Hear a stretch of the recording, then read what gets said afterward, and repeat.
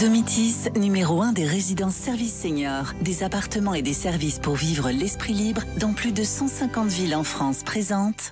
Sud Radio, y a pas d'âge. Midi 30, Catherine Bully, David Arthur. Bonjour à tous. Bonjour David. Bonjour Catherine. Alors bienvenue dans Y a pas d'âge, votre nouveau rendez-vous tous les dimanches jusqu'à 12h30 pour vous aider à profiter pleinement de la vie dans la bonne humeur. Alors au sommaire. Elle a osé le faire. Ginette Vergnol s'est lancée dans le karting à 88 ans. Et vous êtes de plus en plus nombreux à acheter des produits made in France. Attention, il y a du faux. Attention. Et si le calcul de votre retraite mensuelle n'était pas le bon, attention, on vous donne la solution pour vérifier et gagner jusqu'à 40% de retraite en plus tous les mois. Et enfin, là je suis très heureuse, nous allons recevoir Antoine Duléry qui sera avec nous pour un échange plein de bonne humeur et de générosité à son image. Sud Radio, y a pas d'âge. Il n'y a pas d'âge pour le faire. Ginette Vergnol, 89 ans, vous vivez au Sable d'Olonne. Bonjour Ginette. Bonjour. Alors, vous vous êtes lancée dans une activité à sensations fortes, dites-moi, le karting, c'est ça? Oui. Alors, pourquoi le karting, Ginette? Quelle est cette idée qui vous est traversée? C'était une sortie agréable que Laure avait organisée. Alors, comme j'aime bien être à l'extérieur, j'ai voulu en profiter, essayer. D'accord. Essayer par curiosité. Et alors, vous aimez les sensations fortes? Parce que ça donne quand même pas mal de sensations, le karting. Oui, mais je ne ferai pas de saut à l'élastique. Hein. Ah, je pensais que c'était la prochaine étape, peut-être. Vous avez eu peur ou... Quelle a été votre sensation, Ginette, quand vous étiez sur le kart? Tant que j'étais accompagnée, ça allait très bien. Mais après, toute seule, c'était temps que ça se termine quand même, hein, parce que j'avais une appréhension. Hein. Mais bon, ça m'a plu. Ça laisse des bons souvenirs. Alors, Laure qui est à côté, Laure Bouillet, vous êtes l'animatrice de la résidence Les Frégates au Sable d'Olonne. Comment vous vous êtes organisée pour que Ginette et d'autres résidents puissent faire du karting? Mais écoutez, c'est une idée qui est survenue quand on a discuté. Et du coup, en parlant avec les autres résidents, il y en a beaucoup qui étaient intéressés de découvrir cette sensation.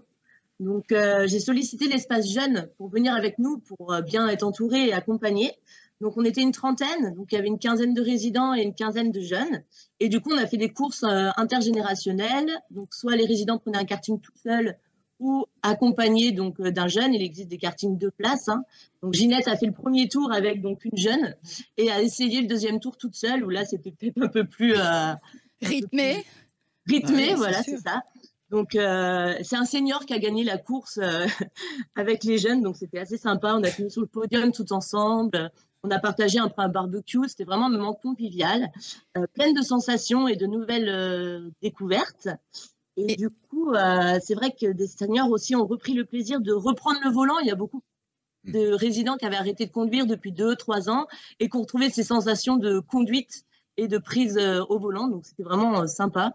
Et je pense que tout le groupe est prêt à repartir dans cette aventure. Et vous, Laure, justement, est-ce que vous organisez d'autres activités comme le kart, des activités à sensation pour vos résidents? On essaye d'en faire 1 ou 2 par an. Et du coup, notre prochain défi, et je pense que Ginette sera de la partie, ce serait d'organiser un vol en montgolfière. Ah bah génial. Formidable. Eh ben écoutez, on vient avec vous. Écoutez, on vient avec plaisir. vous. Et je vous invite avec plaisir. Et on fait l'émission en direct de la montgolfière. Merci Ginette, merci Laure. C'est très gentil de nous avoir accompagnés. Merci beaucoup. Merci. Belle journée à vous. Sud Radio, y a pas d'âge.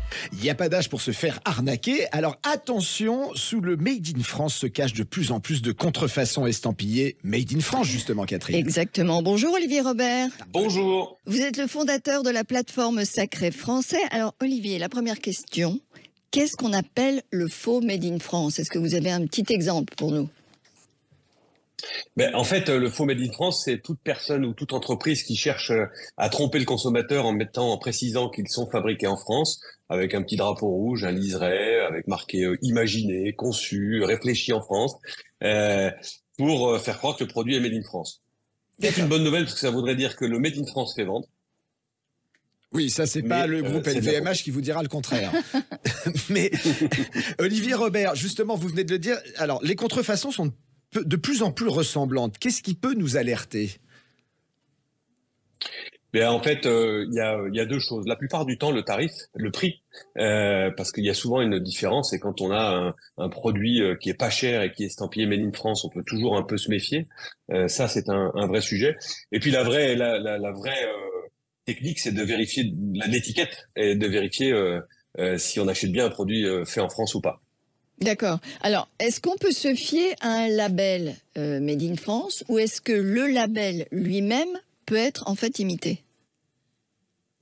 Alors, le label Made in France, en fait, n'en est pas un, puisque c'est volontaire. On précise que l'on est Made in France. Aujourd'hui, il y a un label pour lequel on peut se fier sans problème, c'est Origine France Garantie. C'est le seul aujourd'hui qui valide via une certification que le produit a au moins 50% de sa valeur qui est issue sur le territoire français. Quelles sont les marques, les produits qui sont aujourd'hui les plus copiés ou là où on peut retrouver le plus de produits faux Made in France, justement? Alors, le produit numéro 1, c'est le textile. Globalement, aujourd'hui, c'est assez fun, en fait, finalement, d'avoir du bleu, blanc, rouge sur son manteau, sur son gilet. Donc, c'est souvent sur les produits des textiles qu'on va retrouver du faux Made in France. Je vais pas citer de marque parce que c'est un peu violent de le faire. Je pense que les marques ont plutôt intérêt à être transparentes. Et globalement, l'objectif, c'est de pousser toutes les marques à être transparentes vis-à-vis de leurs consommateurs. D'accord. Bah écoutez, merci. Alors, et justement, sur votre plateforme Sacré Français, est-ce que vous mettez en avant les contrefaçons? Est-ce que vous prévenez les gens?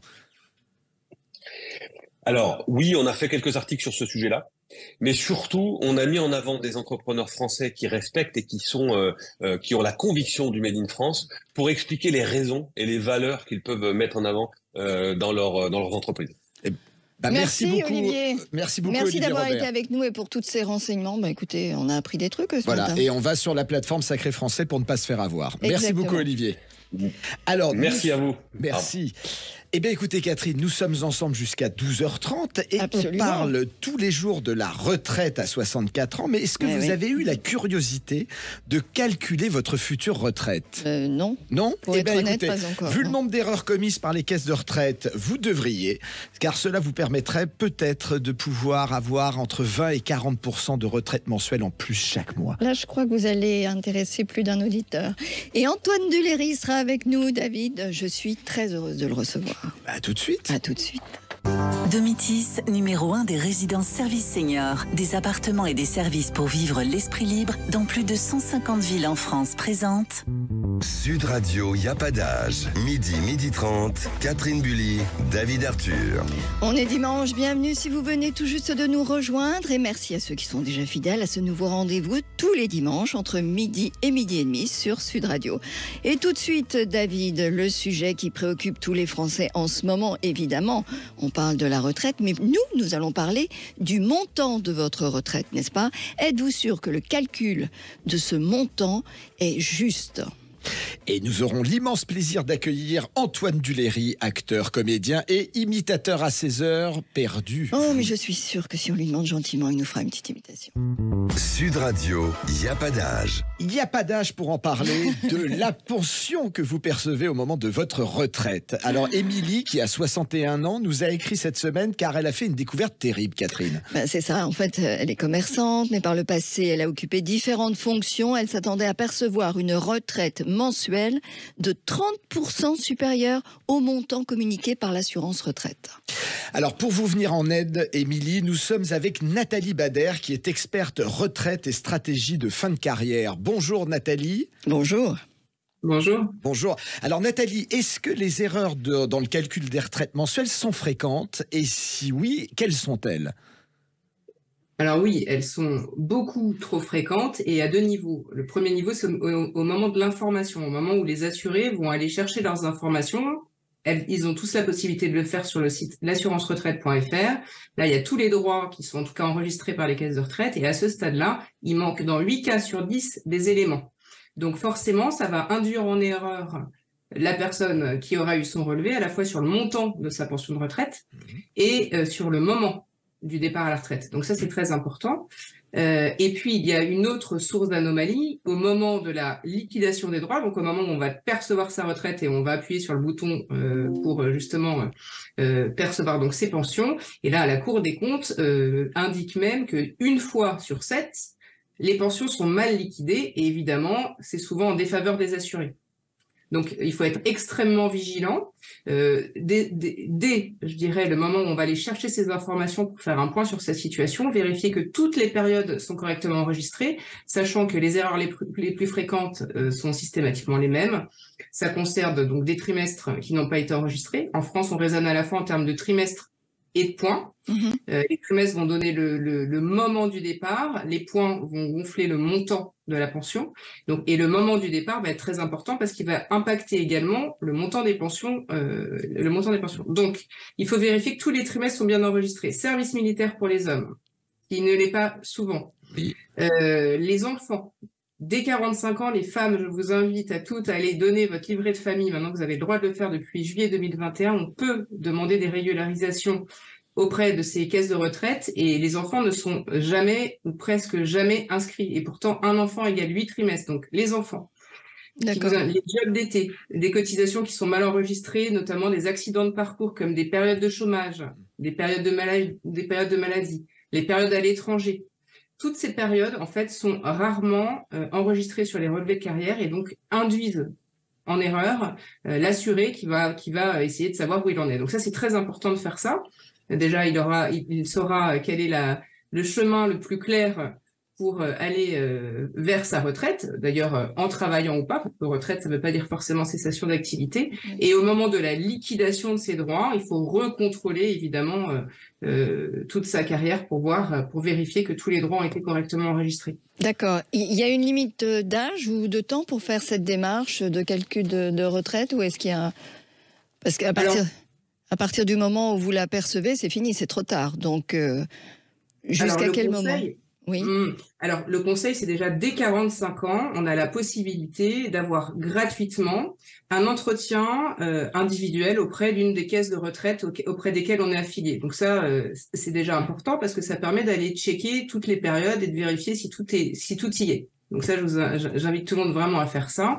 Et ensuite, et on peut donc depuis juillet 2021, demander la régularisation de tout ce qui manque. Donc ça, c'est très important parce qu'avant, c'était exclusivement réservé aux plus de 55 ans. Donc il y a quand même eu des progrès en ce sens-là. Ensuite, une fois que vous liquidez vos pensions et que vous savez où vous en êtes, il faut faire très attention parce que en fonction du régime dans lequel vous allez avoir détecté une erreur, vous allez avoir plus ou moins de temps pour aller demander la rectification.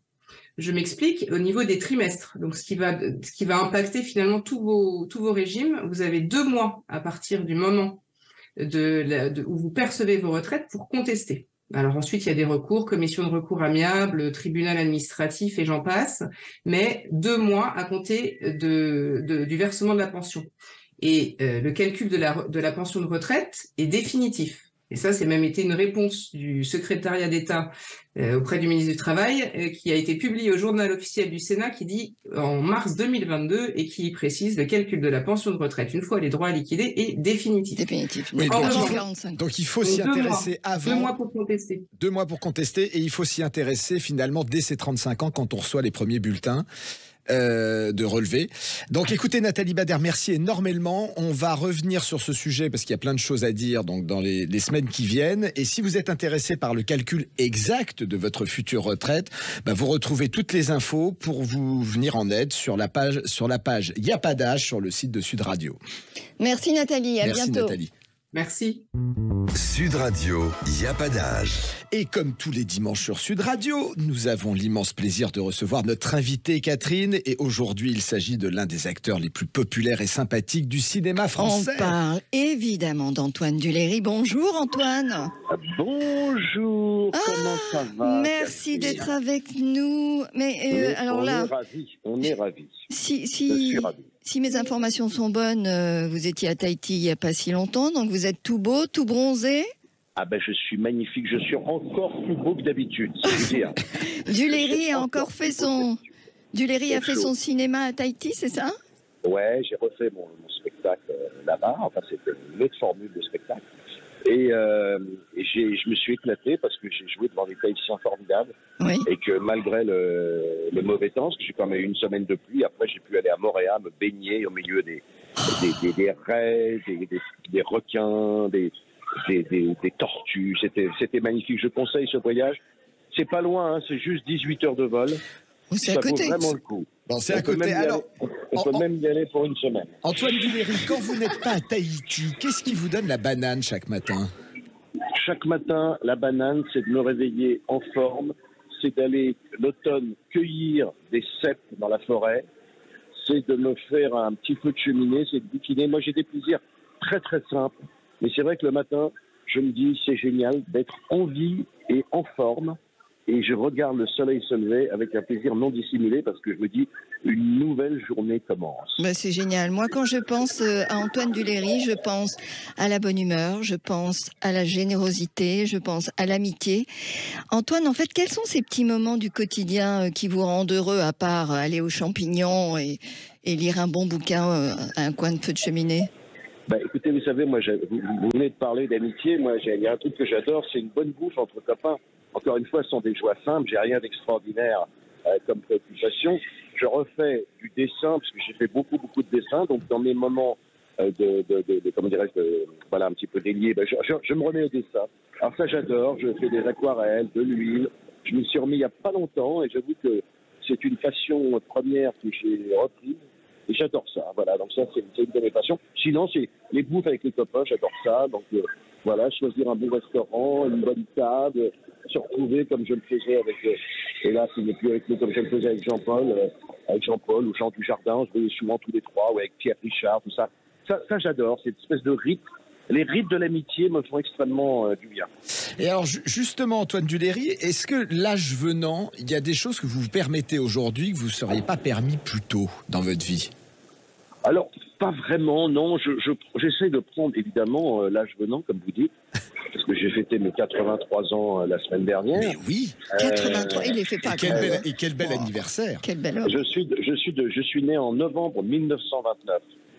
Alors, évidemment, j'ai fait beaucoup d'opérations chirurgie esthétique, ce qui fait qu'on m'en donne 63, mais en fin de compte, j'ai 83 ans. Voilà, alors maintenant que vous êtes un vieux de la vieille, est-ce qu'il y a des choses que vous vous permettez? Oh non, je suis un peu toujours permis. Non, je prends les choses quand même avec un peu plus de légèreté. Voilà, je trouve que l'âge venant, effectivement, on se dit que bon, les projets qui se font, c'est très bien, les projets qui se font pas, c'est pas grave.